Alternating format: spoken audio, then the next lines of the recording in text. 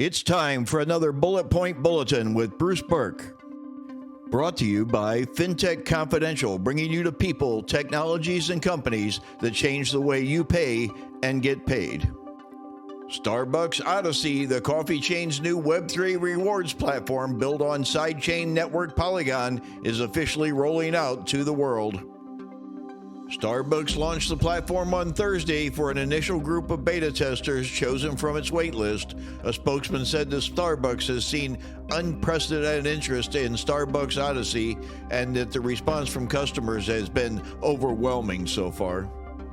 Starbucks Odyssey builds on the firm's existing Starbucks Rewards initiative, but with a Web3 twist. Users can earn reward points for buying food and drinks at stores, but also participating in activities via the Odyssey mobile app, such as quizzes and other digital experiences. Completing activities and amassing points then earns users journey stamps tokenized as NFT collectibles on Polygon. These stamps, which reflect the history of the 51-year-old coffee juggernaut, can be collected and eventually traded.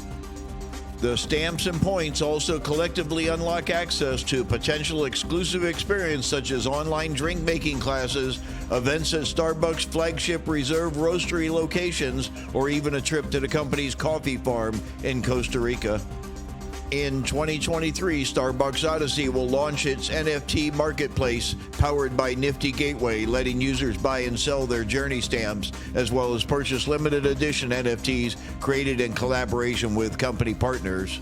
Funds from the latter NFT sales will be used in part to donate to charitable causes. Thanks again to our sponsor, FinTech Confidential, bringing you the people, technologies, and companies that change how you pay and get paid. Don't forget to like, follow, subscribe, and share Bullet Point Bulletins.